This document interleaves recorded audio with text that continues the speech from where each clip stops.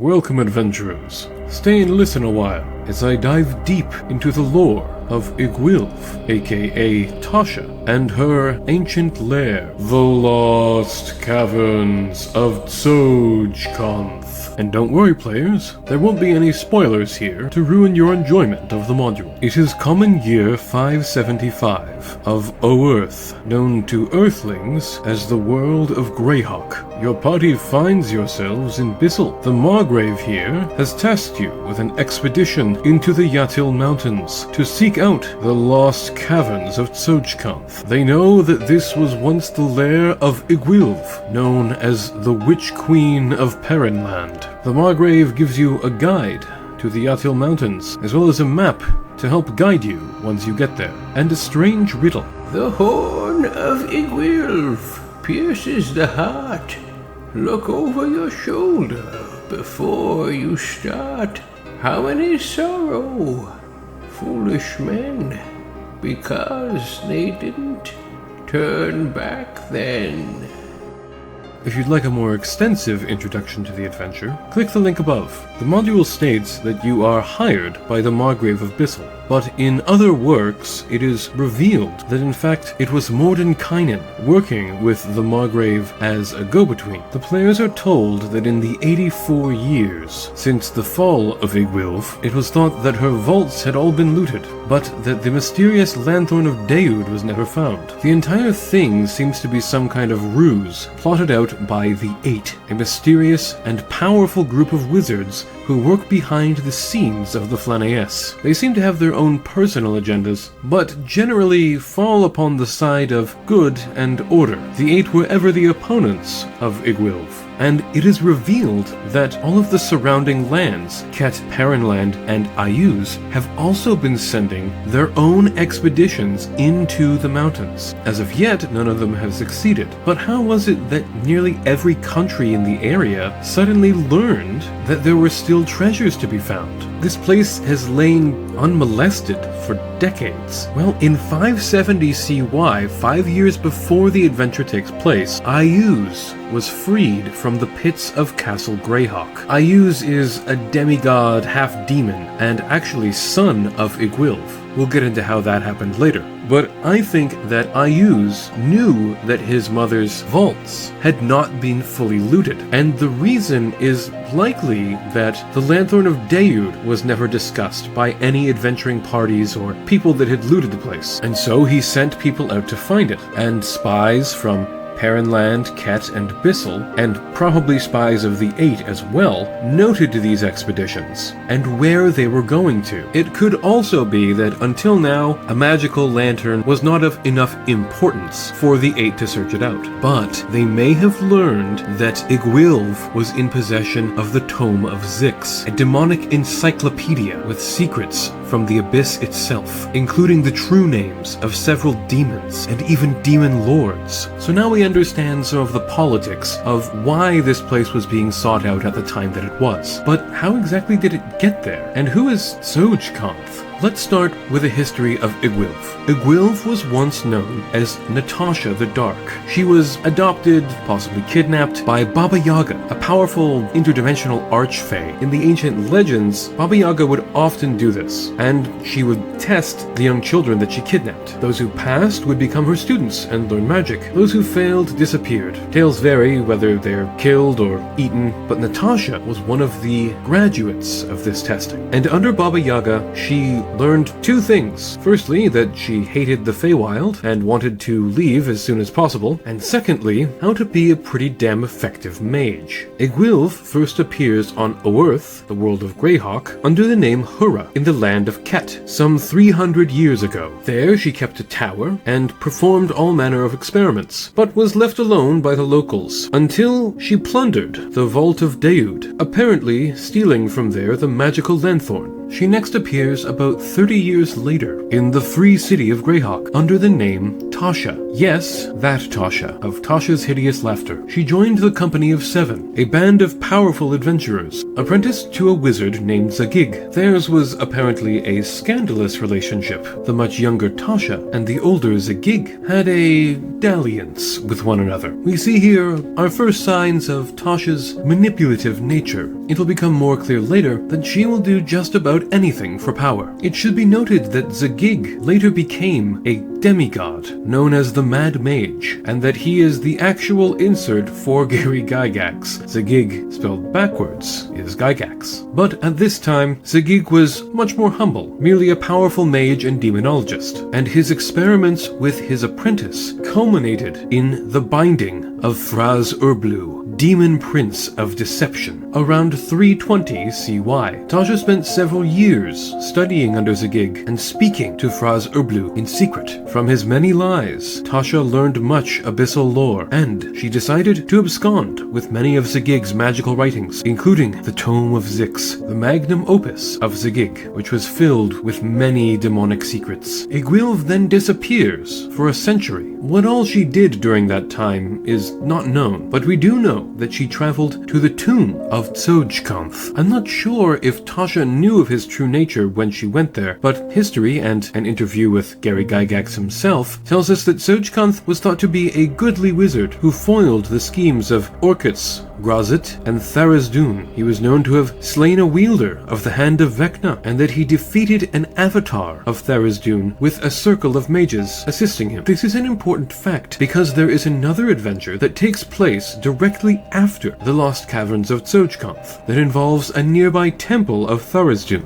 This is likely where that conflict happened, and it can be presumed that Tsojcanth set up a base of operations nearby, masking it as his tomb. But what Iggwilv found was not a tomb. She found that Tsojcanth was not only alive and well, but also a half-demon, that he had deceived everyone, and that he was the half-son of Fraz Urblu himself, the most deceitful of demon lords. Perhaps Iggwilv learned from her talks with Fraz Urblu of Tsojcanth's deceit. We are not sure, but we do know that she bound him to her service for generations. And so we can presume that Iggwilv continued her experiments here. Half a century passed as she did so, and during that time she bound Grazit, a different demon lord, to her will, and that the two produced a son together, whom they named Ayuz. In 479 CY, an unnamed warlord of the Howling Hills, which will later expand into the kingdom of Ayuz, died and left his lands to his son, who was Ayuz himself. But how did the son of Iggwilv stand to inherit? I think that at some point Iggwilv married this warlord. My guess is in 460 CY, which is how the Perrinlanders learned of her. That is the year given that the Perrinlanders knew of Iggwilv. And 19 years later is when this warlord dies and his son inherits. Iggwilv had plans for world domination and was now in a position to begin on those ambitions. Within 1 year of his inheritance, Ayuz had conquered 3 fiefs near his father's land, and he performed a mass sacrifice ritual to ascend to demigodhood. Few could stand before the demonic lord, a powerful Cambion leading his father's armies. Once the kingdom of Ayuz was established, Iggwilv then conquered Perrinland within 1 year. I suspect that Ayuz halted his expansions to join the invasion of Perrinland, while Iggwilv herself marched out of the mountains with an army of summoned demons, attacking the Perrinlanders from both sides. It is no wonder that the small country would fall, even with their geographical advantages of mountains and a lake essentially insulating them from the outside world. After this, Ayuz began expanding south and west into the Vesvi Forest, battling the elves and woodsmen as well as the local goblin tribes. Meanwhile, Iggwilv expanded northward, capturing the lands around Lake Quag and raiding the wolf nomads. It is said she filled her coffers with much treasure from these raids, but she did not expand her lands any further. I think that Iggwilv and Ayuz would have combined their forces and conquered the elves and gnomes of Vesvi Forest if disaster had not struck. From there, they would have had staging grounds to attack Furiondi and other countries countries to the south. But Iggwilv's many experiments began to show their consequences. An unstable rift was growing within Tsojcanth's caverns. At Grazit's behest, Iggwilv used Tsojcanth as a living seal upon the rift. He fought back, surprising Iggwilv, since at this point he had been subservient for nearly a century. I would fight back too, if I was to be made into an interdimensional doorstop. She managed to subdue Tsojcanth and stabilize the portal, but used much of her power to do so. Grazit took this opportunity to attack his weakened master. As Iggwilv was blindsided for the second time that day, she just barely managed to summon the strength to destroy Grazit's body upon the material plane, casting him back into the abyss. But her strength was shattered, and her slaves and henchmen abandoned her, stealing all they could as they fled. She managed to summon a last bit of strength to hide her greatest treasures within the caverns, and disappeared from history once again. Not long after, Zagig imprisoned Ayuz in 505 CY. A quick interjection here for people who wish to play the module. I know I said that I wouldn't get into any spoilers, but we're going to get into some very minor spoiler territory now. Within the Yatil Mountains are two places of great note. One is the Caverns of Tsojcanth themselves. The other is Iggwilv's Horn, a very tall mountain nearby. It is said alternatively from different sources that I've read that she ruled from the mountain or from the caverns. But in the base module, there's no mention of a base or fortifications on the mountain itself. I'll get more into that in my walkthrough for DMs on how they can improve the adventure. But my presumption is that perhaps there was some sort of cavern or fortress upon the mountain in which Iggwilv would receive guests, and perhaps the caverns were a place where she went to perform experiments, find demons, and hide her wealth. It is possible that she lived within the caverns themselves, but they seem rather drab for one like Iggwilv who craved wealth and power. There was also no bedchamber or study within the caverns. It seems to me more that she used it as a refuge, a final hidden sanctum to store her wealth and secrets. Let us assume that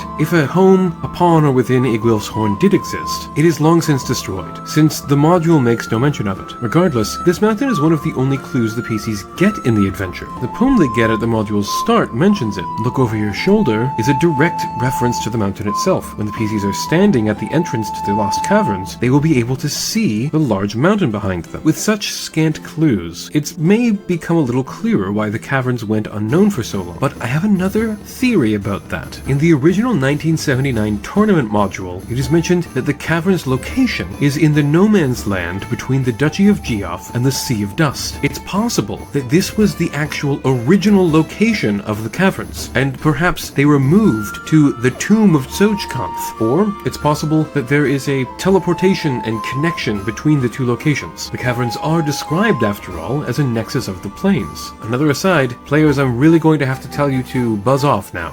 If this module sounds interesting to you, please send your DMs this way so that they can learn more about it. But you will be getting into some major spoiler territory now. We see some evidence of a nexus of planes. There is a merit and some Dao, creatures of the water and earth planes. There are also demons, such as the Chasme, but it's possible that she summoned them to this plane. I find it very strange that this nexus of planes has very few actual portals. There's only one mentioned, and it's a trap on the second level, leading to one of 4 random locations. All of them demi-planes, and not actually places on other extra-dimensional planes. This is more like a trap that Iggwilv set, rather than a randomly occurring intersection of planes. So, GMs, when you're running the adventure, I would recommend having some creatures actually materialize through portals, such as the giant crickets or the Umber Hulk, and have the same with wandering monsters. Any wandering monsters just fall through a portal in the ceiling or step through a portal in the side of the wall. This will help to alleviate some of the lack of verisimilitude when players find things like a giant or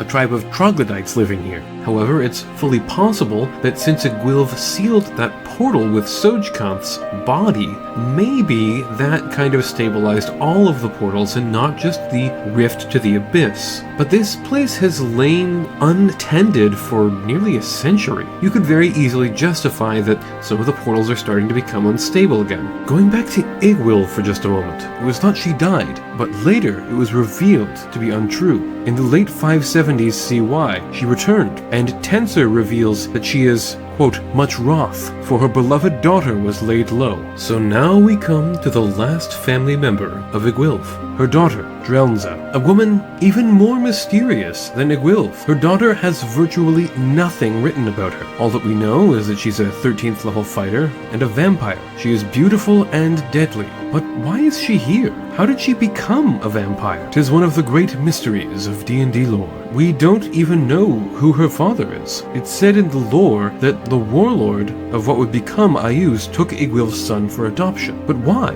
Surely this man was a pawn of Iggwilv's schemes, but I think that he's the most likely candidate to be Drelnza's father. I think it's likely that Iggwilv seduced him, either through magic or guile, or just with her incredible looks, and that Iggwilv became pregnant and conceived a daughter, Drelnza. I think that she then returned to the Caverns of Tsojcanth and began more experiments, and that is when she conceived Ayuz, who she then sent for adoption to the warlord. There are other candidates, of course. It's possible that she is the daughter of Grazit, but since she doesn't have any demonic features, I think the only other likely candidate would be Zigig, which would make Drelnza also over 100 years old by the time of the adventure. The next mystery is Drelnza's vampirism. I have 3 theories as to how she became a vampire. 1. Drelnza was bestowed by some ritual of her mother, voluntarily or not. She dealt with demons after all. It's not inconceivable that she could have contacted Orcus and asked for a boon of him, or even forced him to. She'd bound one demon lord, why not 2? Perhaps it was at Drelnza's request to gain immortality and greater power, or perhaps as a way to save Drelnza from some mortal wound or disease. Tensor did call her a beloved daughter after all. I doubt that it was a curse inflicted by Iggwilv herself. Given the bent of Iggwilv's family, I think it is likely that Drelnza would seek out vampirism for power. She is a warrior, not a mage, which is in and of itself strange, but further backs up my theory that she is the daughter of the nameless warlord. If she'd spent 20 years in his castle, she likely would have been instructed in the way of the blade, alongside her brother. My second theory is that Drelnza contracted vampirism from a battle with a vampire. I consider this somewhat unlikely. The forces of Ayuz are known to use demons and undead in their armies. Why would they be fighting against a powerful undead? The third theory is what I think is most likely, because it explains why Drelnza was left in the caverns. I think that she was cursed by a foe through a dark ritual, perhaps a priest of Orcus or a necromancer of Iggwilv's army that Drelnza spurned. The evidence is in the Lanthorn. We find Drelnza in the inner sanctum of the caverns, guarding her mother's final treasury. She seeks to charm and slay the PCs. If she were trapped here against her will, would she not try to flee, or at least agree to ally with them for a time, and then leave to retrieve her coffin from the caverns?